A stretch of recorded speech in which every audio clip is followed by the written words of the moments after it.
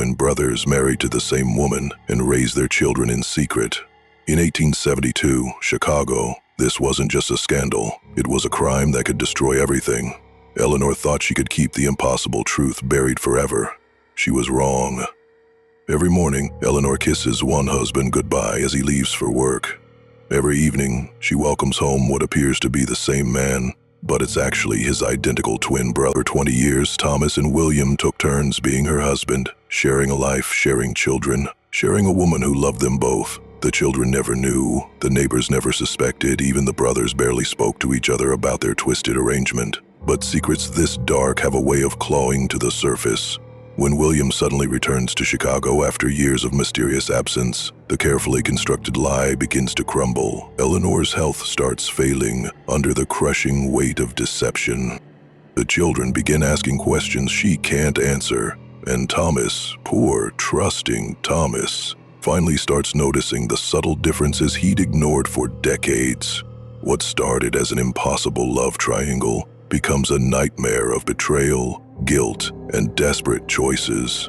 In a city still healing from the Great Fire, 3 people are about to discover that some flames never truly die. They just burn underground until they're ready to consume everything. The truth will come out, the family will shatter, and when the smoke clears, someone will pay the ultimate price for this twisted game of love and lies. How do you choose between 2 men who share the same face? How do you explain to your children that their entire life has been built on deception? And when the secret finally explodes, who will survive the fallout? Before we get into the story, comment below where in the world you are watching from today. The wind howled through the broken windows of their modest Chicago apartment, carrying with it the smell of ash and rebirth that had lingered since the Great Fire.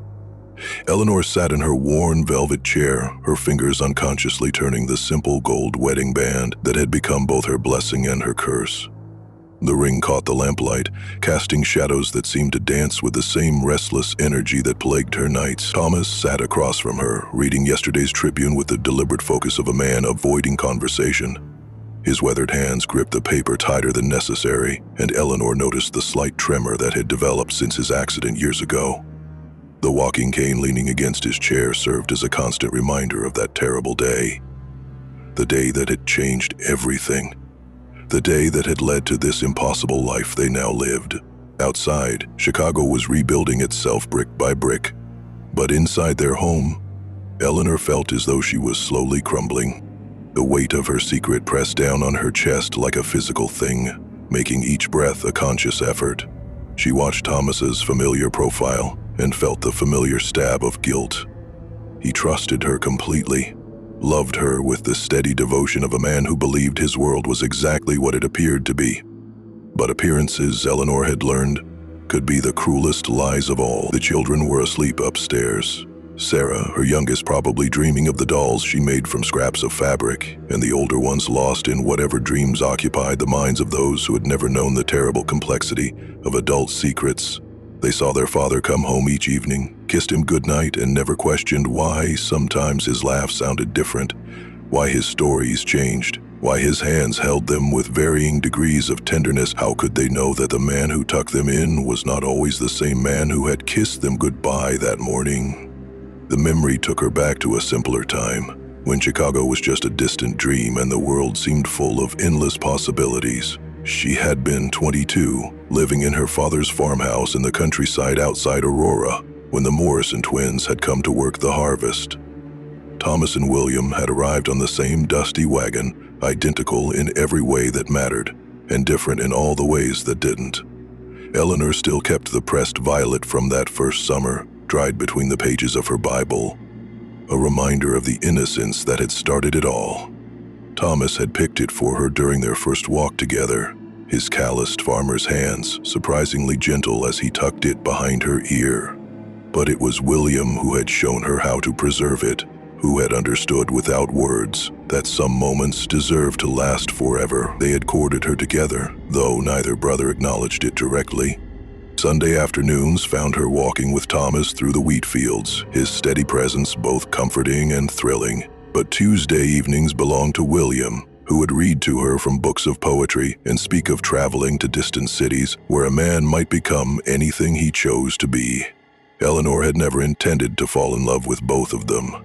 Love, she had always believed, was supposed to be simple. One heart calling to another, clear and uncomplicated, but the Morrison twins had shattered that belief with their identical smiles and completely different souls. Thomas was the earth beneath her feet, solid and dependable. William was the wind in her hair, wild and full of dreams. Her father had approved of Thomas immediately. "That's a man who'll provide for you," he'd said, watching Thomas repair their broken fence without being asked.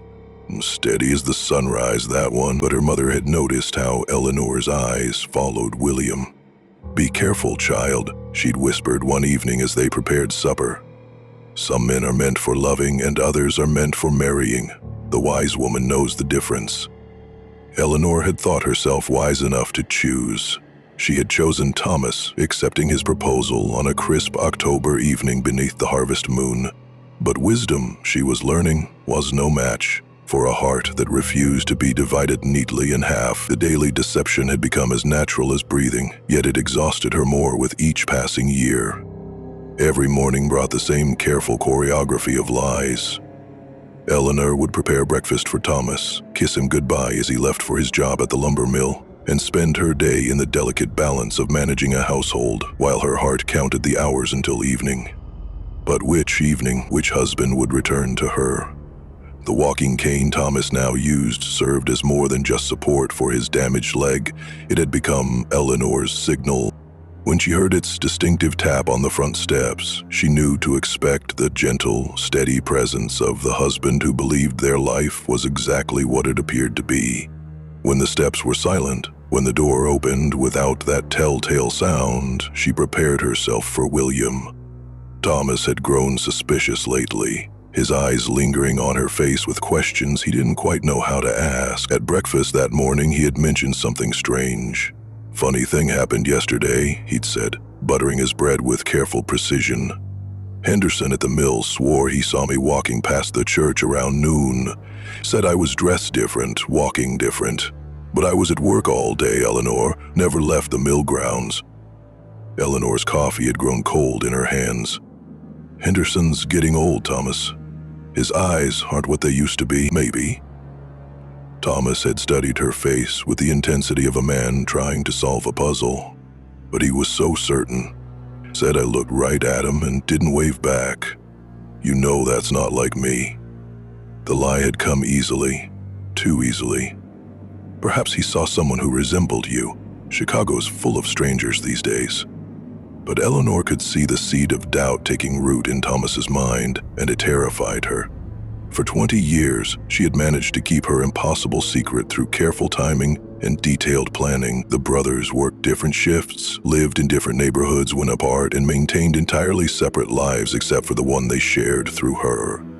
The children had never questioned why Papa sometimes came home with different stories about his day, why his humor shifted like weather patterns, why his embraces felt different from week to week. Children, Eleanor had learned, were remarkably adaptable to whatever reality they were given. But Thomas was beginning to notice things that 20 years of love and trust had previously allowed him to overlook. The letter had arrived on a Tuesday morning, delivered by a boy who refused to wait for a reply. Eleanor's hands had trembled as she recognized the handwriting that time had not erased from her memory. William's script was still as bold and dramatic as the man himself, his words carrying the weight of 3 years' absence. "My dearest Eleanor," the letter began, "I could no longer bear the distance between us. Chicago calls me home and I find myself helpless against its pull. I arrive Friday on the evening train. I know the risks, but I must see you again. Some hungers cannot be satisfied by memory alone. Friday, 2 days away."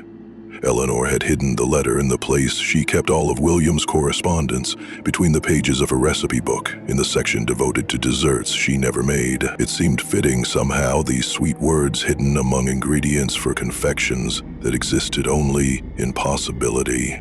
William's return would shatter the delicate balance she had maintained. For 3 years, she had lived as Thomas's wife, alone, almost believing the simplicity of it.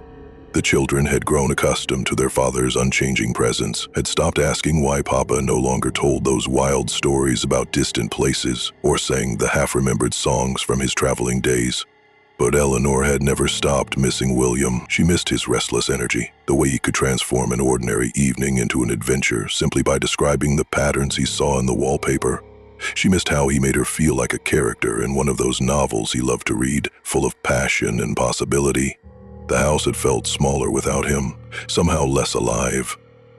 Thomas's steady presence was comforting, but William had been the one who made her feel truly seen. He noticed when she changed her hair, remembered every story she told him, could read her moods in the way she set the table or folded the laundry. Now he was coming back, and Eleanor didn't know whether to feel relief or terror, perhaps both. The secret that had nearly killed her to maintain was about to become infinitely more dangerous. She had burned the letter immediately after reading it, but the words remained seared into her memory. Some hungers cannot be satisfied by memory alone. How well she understood that particular torment. The argument had been building for weeks, simmering beneath the surface of their daily routines like a pot forgotten on the stove. When it finally exploded, it did so with the sudden violence of steam under pressure. "You're not the same woman I married, Eleanor."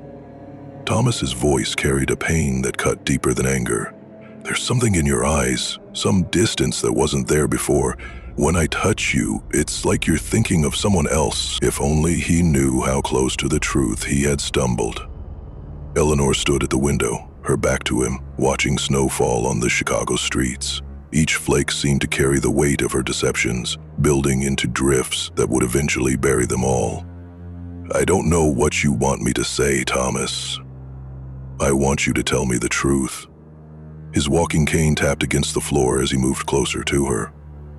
"I want you to look me in the eye and tell me there isn't someone else." The torn photograph lay on the mantelpiece where she had placed it that morning, a family portrait from the previous Christmas, damaged when it had fallen during her cleaning. The tear ran right through the middle, separating Thomas from the children, creating a visual representation of the fractures she felt growing in their family. "There isn't someone else," she said, and the words tasted like ash in her mouth. How could she explain that there wasn't someone else because the someone else was him, or looked like him, shared his face if not his soul? "Then why do I feel like I'm losing you?" Thomas's voice broke, and Eleanor closed her eyes against the sound. "Why do I sometimes feel like a stranger in my own home?" "Because you are," she wanted to say.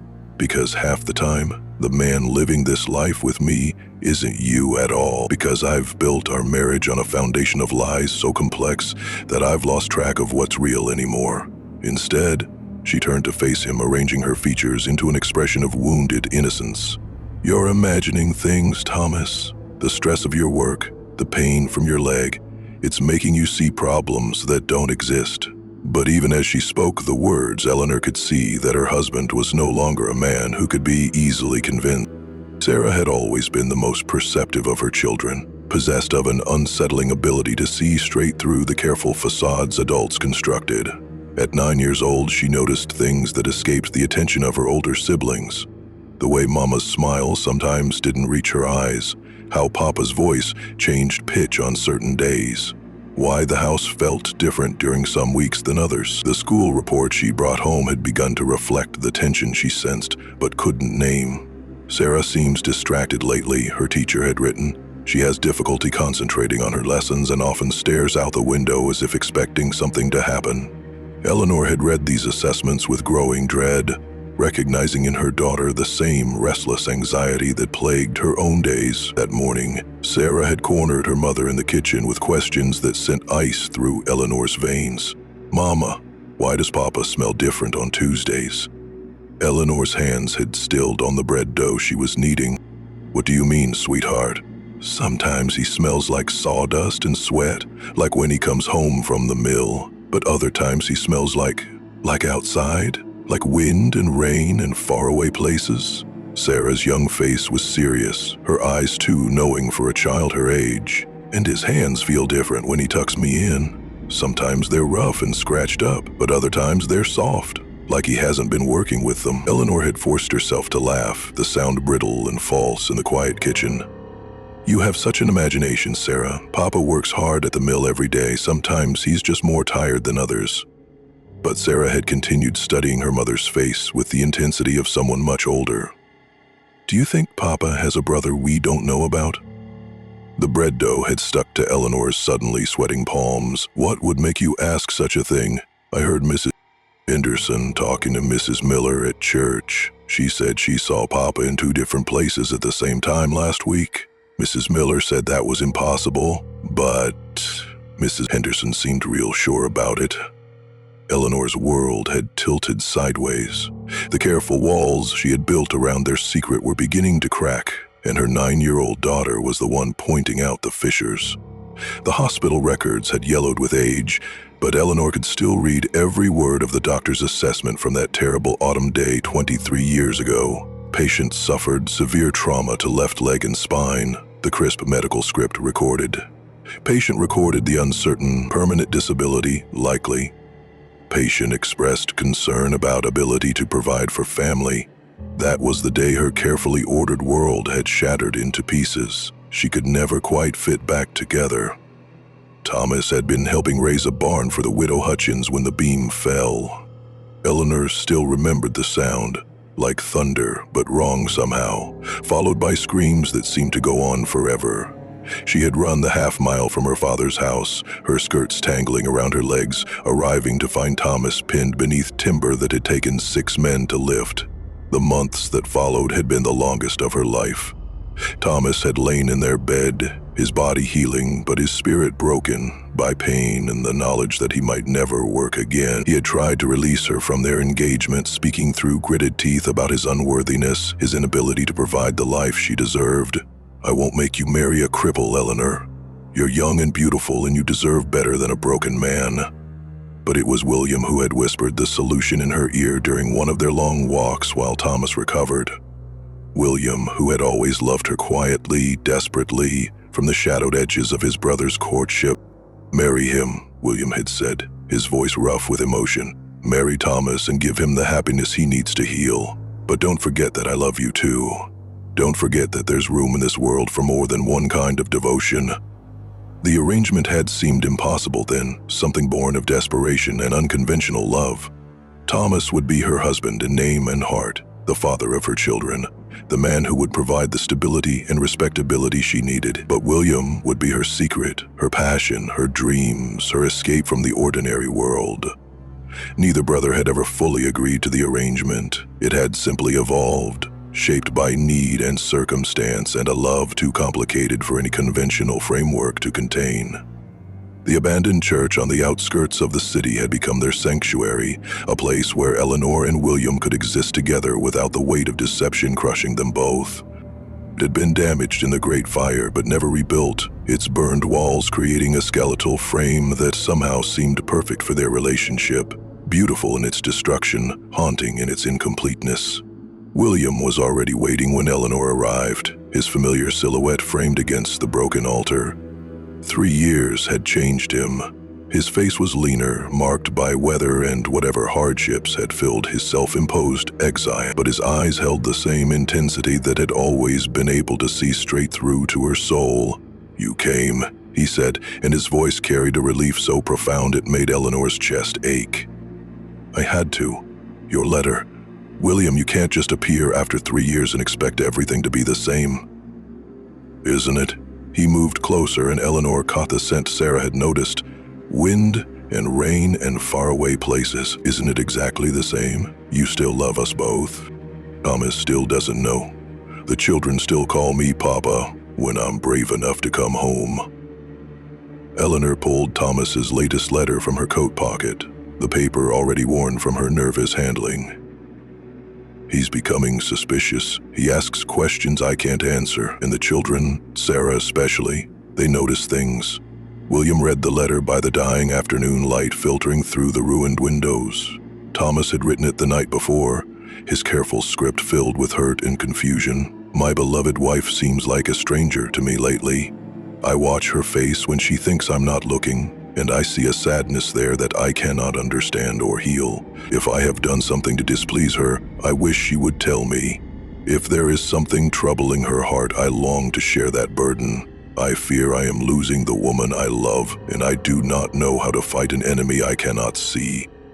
"He loves you," Williams said quietly, folding the letter with careful precision. "He loves who he thinks I am.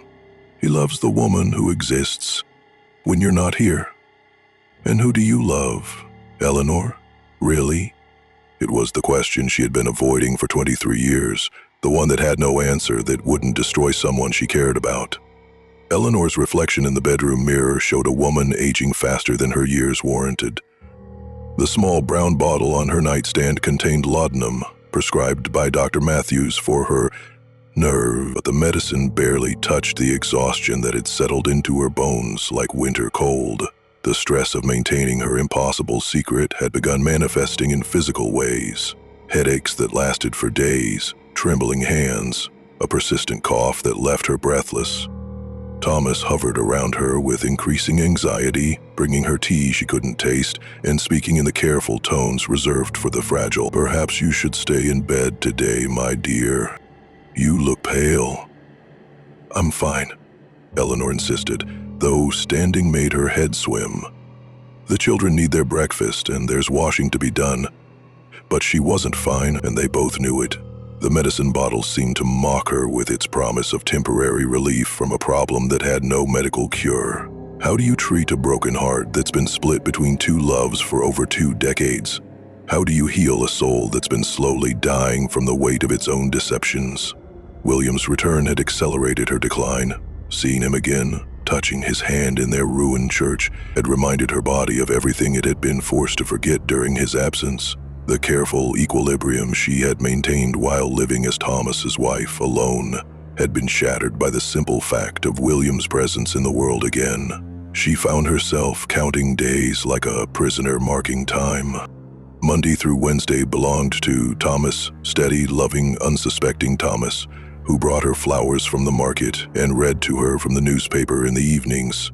Thursday through Saturday were William's, passionate, desperate William, who made her feel like the heroine of a tragic novel and spoke of love as if it were both salvation and damnation. Sundays belonged to God and confusion, with Eleanor sitting in church beside whichever brother happened to be playing husband that week, praying for forgiveness she knew she didn't deserve, and strength she wasn't sure she wanted.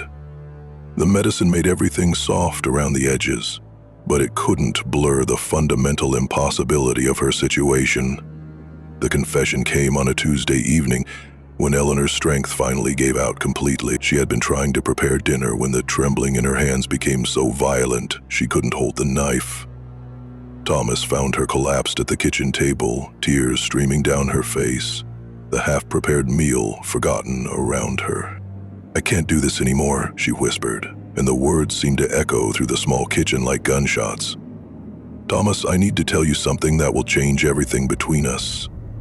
The letter she placed in his hands was written in her careful script, each word chosen with the precision of someone defusing a bomb. She had composed it during the long hours while he slept, finally accepting that some secrets were too heavy for one person to carry alone. Thomas read in silence while Eleanor watched his face transform from confusion to disbelief to a pain so profound it seemed to age him years in the space of minutes. When he finished, his hands were shaking as violently as hers. "William," he said, and the name came out like a curse. "My brother William. He never meant for it to happen this way, neither of us did. After your accident when you were so hurt and broken. You pitied me." Thomas's voice was flat, emotionless. "You married a cripple out of pity and took my brother as a lover." "No." Eleanor reached for him, but he pulled away as if her touch burned. "I loved you both. I still love you both." "That's the terrible truth of it, Thomas. I couldn't choose because choosing would have meant killing part of my own heart." The sound that came from Thomas then was unlike anything Eleanor had ever heard. Raw and animal and full of a betrayal so complete it seemed to hollow him out from the inside. He gripped his walking cane so tightly his knuckles went white, and for a moment Eleanor feared he might strike her with it. "Where is he?" Thomas's words were barely controlled. Where is my brother who has been sharing my wife, my children, my life? Before Eleanor could answer, the front door opened. William stepped into the kitchen, drawn by some instinct that told him the careful balance of their world had finally collapsed. He took in the scene: Eleanor's tear-stained face, Thomas's rigid fury, the letter lying between them like evidence of a crime. "Thomas," William said quietly. "Brother." And then all hell broke loose.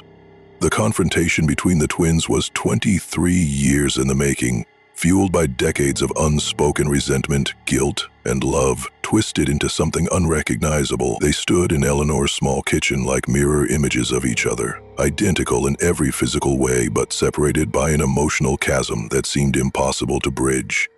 "How long?" Thomas's voice shook with barely contained rage. "How long have you been playing this game with my life?" "Since the beginning," William answered with the honesty of a man who had nothing left to lose. "Since the day you were hurt, since the day she agreed to marry you. I never left, Thomas. I just learned to become invisible." Eleanor's diary lay open on the table where she had left it that morning, its pages filled with years of private anguish. The entries told the story of a woman slowly dying under the weight of an impossible love, each page documenting her struggle to balance two hearts, two homes, two versions of herself. "Listen to me, both of you," Eleanor said, her voice stronger than it had been in months. "I made this choice, not you, William, not you, Thomas. I chose to love you both because I couldn't bear to break either of your hearts. Maybe that was selfish, maybe it was stupid, but it was my choice, and I've paid for it. Every single day for 23 years. Thomas turned his fury on her then, his face twisted with a pain that cut deeper than any physical wound. "You paid for it. What about me, Eleanor? What about the man who worked himself to the bone to provide for a family that wasn't even fully his? What about the children who don't know their own father?" "They know their father," William said quietly. "They know both of us. We raised them together, even if they never understood the truth." "The truth?" Thomas laughed, but there was no humor in it.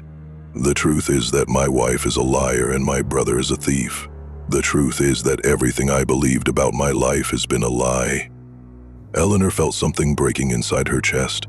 Not her heart, which had been broken so many times she'd lost count, but something deeper, the will that had kept her fighting, the desperate hope that somehow they could all find a way to live with the truth. She collapsed then, her body finally surrendering to the stress that had been killing her slowly for years. Dr. Matthews emerged from Eleanor's bedroom with the grim expression of a man delivering a death sentence. The children waited in the parlor with Sarah clutching her homemade doll, their young faces reflecting confusion and fear about their mother's sudden collapse. Thomas and William stood on opposite sides of the room, like sentries guarding their respective territories of grief. "Her heart is failing," the doctor said simply. "The strain has been too much for too long. I'm afraid there's very little I can do beyond making her comfortable." The children's innocent questions pierced the heavy silence that followed. "Why is Mama so sick?" Sarah asked, her voice small and frightened. "Did we do something wrong?" Eleanor's eldest son, nearly 17 now, had begun to piece together fragments of the truth from the raised voices and hushed conversations. His eyes moved between Thomas and William with a dawning understanding that aged his young face. "You look exactly alike," he said slowly. "Why do you look exactly alike?"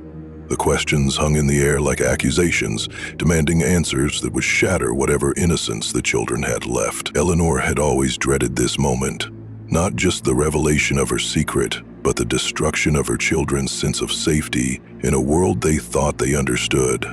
From her bedroom came a weak voice calling for them all. Eleanor lay propped against pillows, her face pale but her eyes clearer than they had been in months. The approach of death had brought with it a strange kind of peace, as if the weight she had carried for so long was finally being lifted from her shoulders. "Bring the children," she whispered to Thomas. "All of them.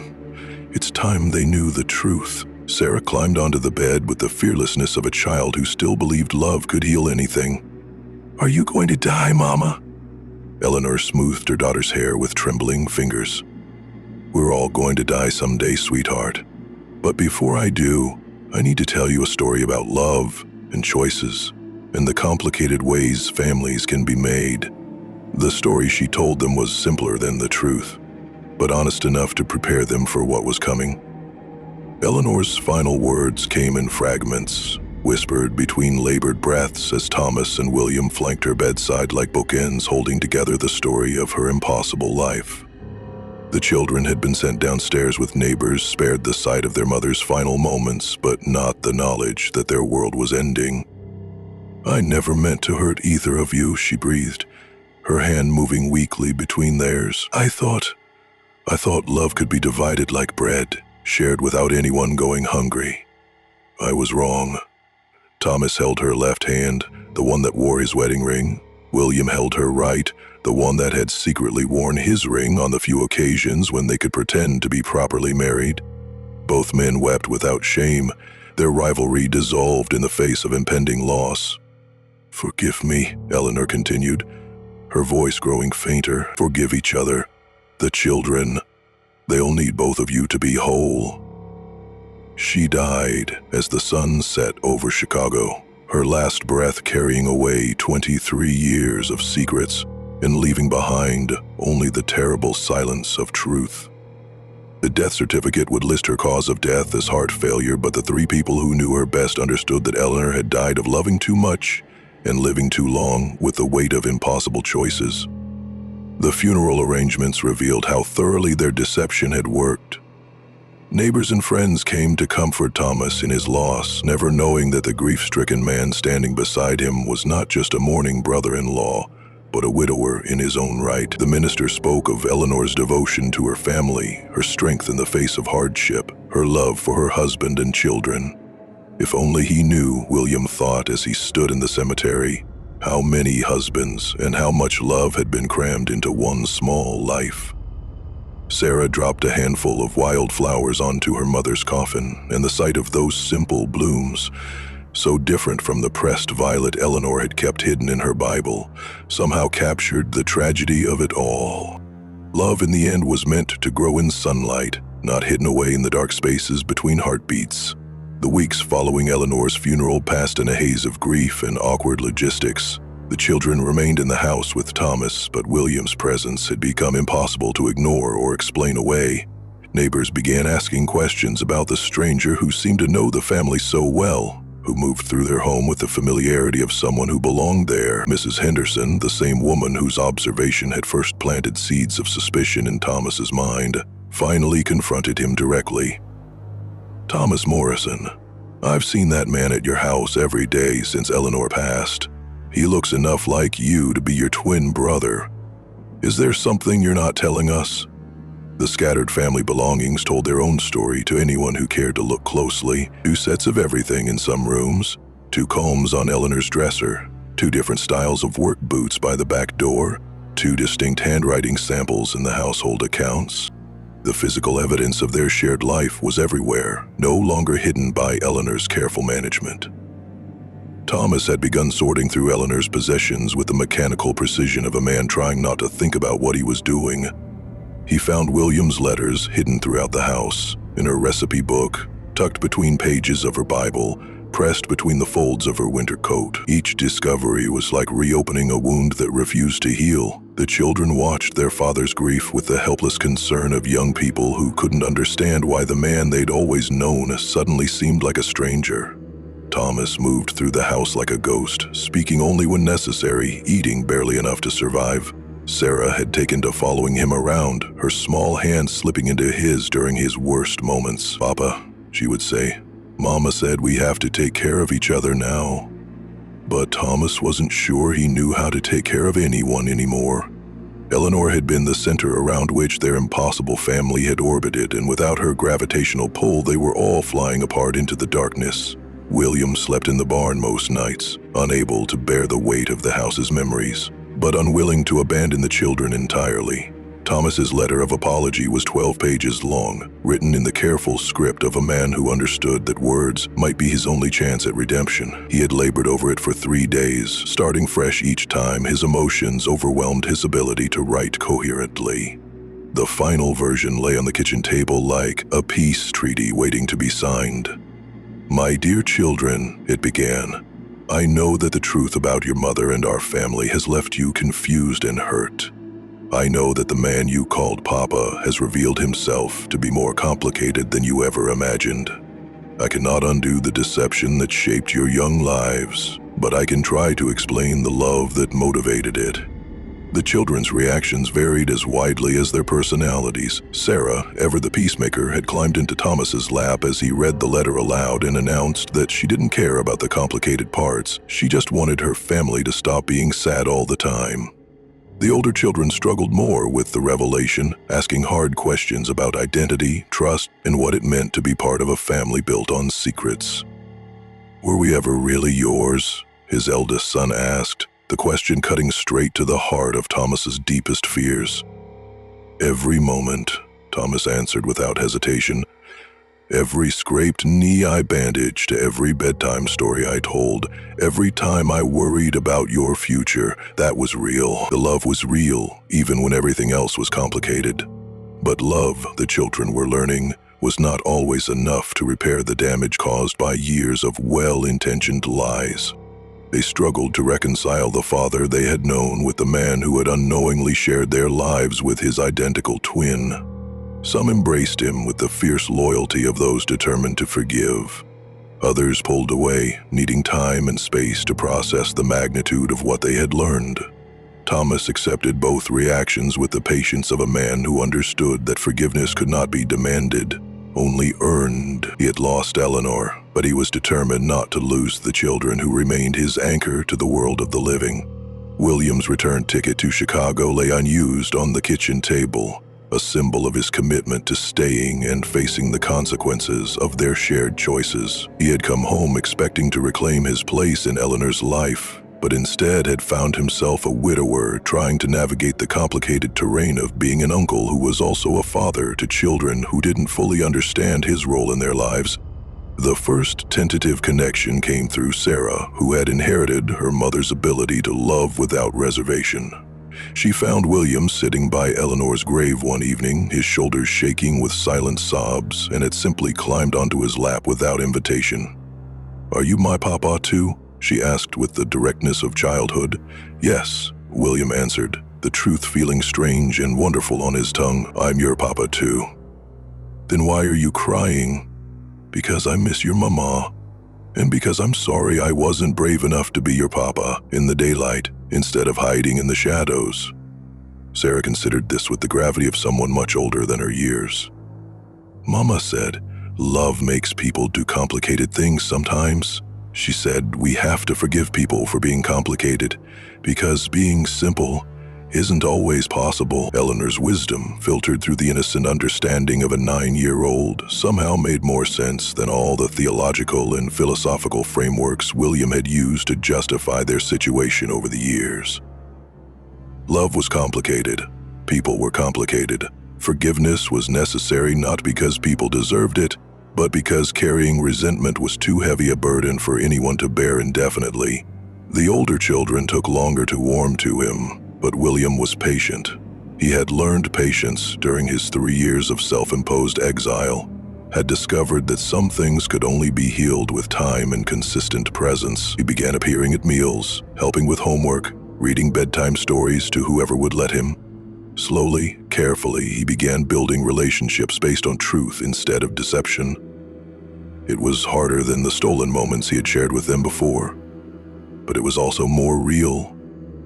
The shared memories box had been Eleanor's idea, implemented during the last coherent weeks of her life. She had asked both brothers to gather items that represented their time together as an unconventional family. Photographs, letters, small mementos that told the story of their impossible love triangle from multiple perspectives. Thomas contributed the pressed violet from their first courtship, the hospital bracelet from his accident, and a wooden toy he had carved for Sarah during her first Christmas. William added a book of poetry he had read to Eleanor in their secret church, a train ticket from one of his journeys, and a lock of hair Eleanor had given him before his first departure. Looking through these items together for the first time since Eleanor's death, the brothers began to see their shared history differently. Instead of a competition where one had won and the other had lost, they saw a complex tapestry of love and sacrifice that had created something unique and irreplaceable. "She loved us both," Thomas said quietly, holding the pressed violet up to the lamplight. "Not because she couldn't choose, but because we gave her different kinds of love to return." William nodded, turning over the carved toy in his hands. "I was so jealous of this, of your ability to provide for her, to give her stability and children and respectability. I never understood that she needed my kind of love too. The dreamer's love," Thomas said with the ghost of a smile. "The love that made her feel like the heroine of a grand romance instead of just a farmer's wife. And she needed your love to keep her grounded, to give her a foundation solid enough to build a life on." For the first time since Eleanor's confession, the brothers looked at each other without anger or resentment. Their shared guilt was still there, but it was balanced now by shared understanding. They had both loved the same woman, but they had loved different aspects of her, had fulfilled different needs in her complex heart. The realization didn't erase the pain of deception, but it began the slow process of transforming that pain into something more manageable. Grief for what was lost rather than rage at what was stolen.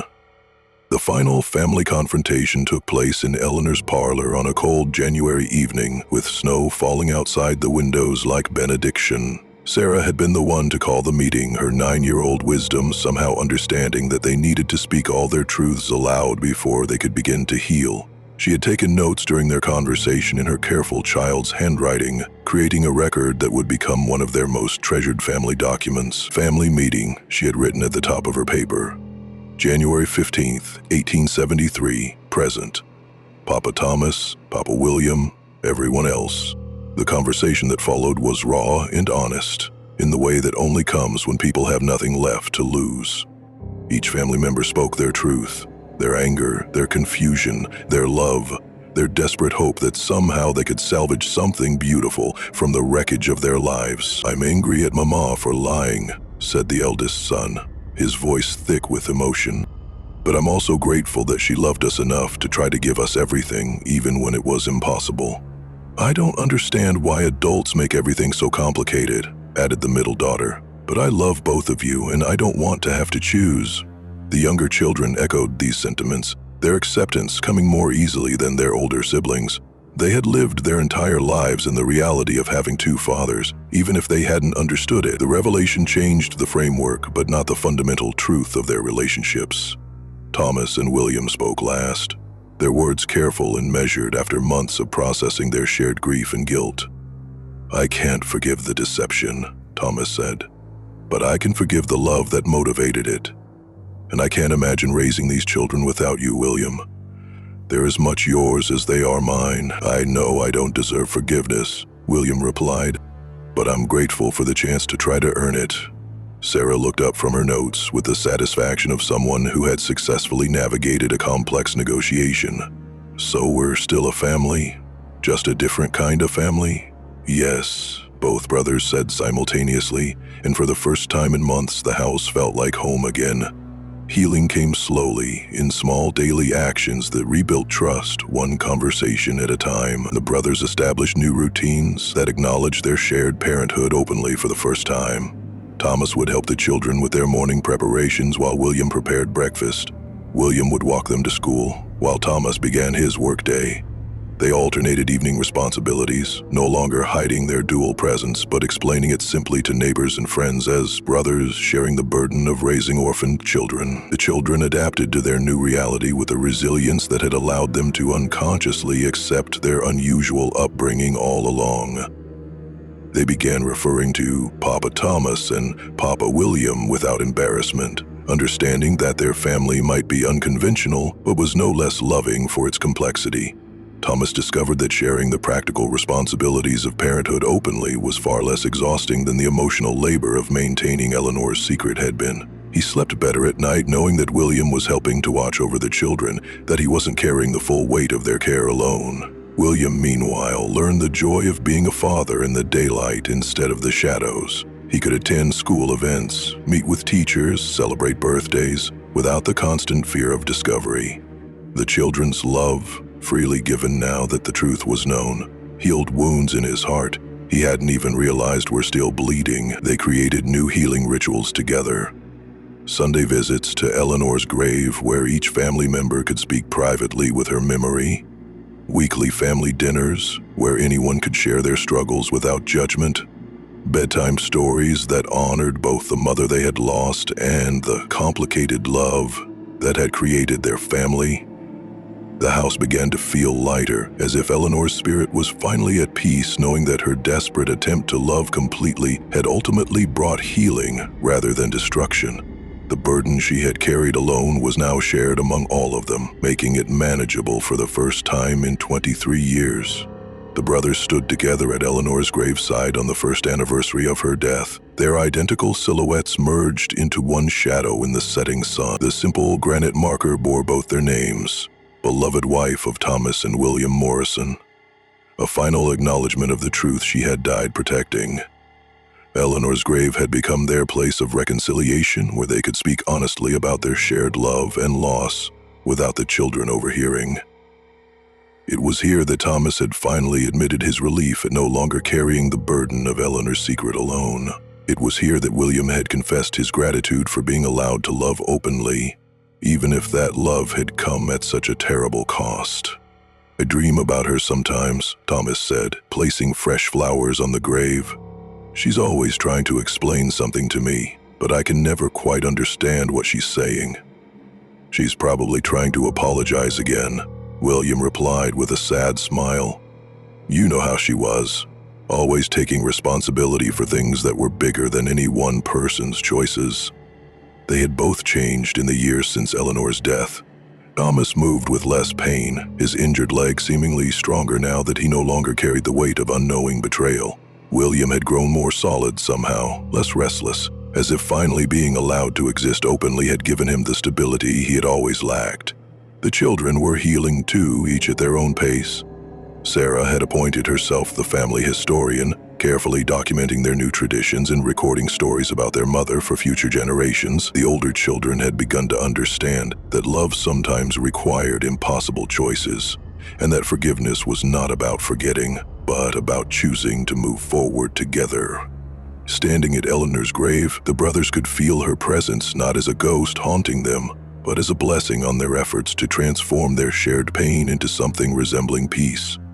She had given them each other in the end, not as rivals, but as partners in the complex business of loving a family born from extraordinary circumstances.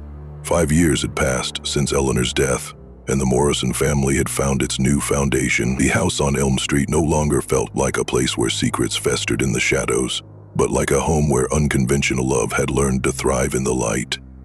Sarah, now 14 and wise beyond her years, had become the family's unofficial chronicler. She kept a journal where she recorded the small miracles of their daily life. The way Papa William still brought wild flowers to the breakfast table every Tuesday. How Papa Thomas had learned to braid her hair just the way Mama used to. The Sunday afternoons when they all worked together in the garden. Eleanor had started behind the house. The older children had grown into young adults who understood that families could be built in many different ways, that love was not diminished by being shared, and that truth, however complicated, was ultimately less destructive than deception. They had become advocates for honesty in their own relationships, determined never to repeat the painful patterns of their parents' generation. Thomas had remarried, not to replace Eleanor, but to give the family the maternal presence the younger children still needed. His new wife, Anna, was a widow herself who understood that some hearts had room for multiple loves without betraying any of them. She honored Eleanor's memory while creating new traditions that belonged to their blended family. William never remarried, but he found contentment in his role as uncle, father, teacher, and keeper of family story. He had written down Eleanor's story, not for publication, but as a record for future generations who might struggle to understand how 3 people could love each other so completely and so imperfectly. The family had survived the fire of truth and emerged stronger, like Chicago itself rising from the ashes of the Great Fire. They were no longer the same people they had been when Eleanor's secret defined their lives. But they were people who had learned that redemption was possible even after the deepest betrayals. The new foundation stones of their life together were built on honesty, forgiveness, and the hard-won understanding that love, in all its complicated forms, was always worth fighting for.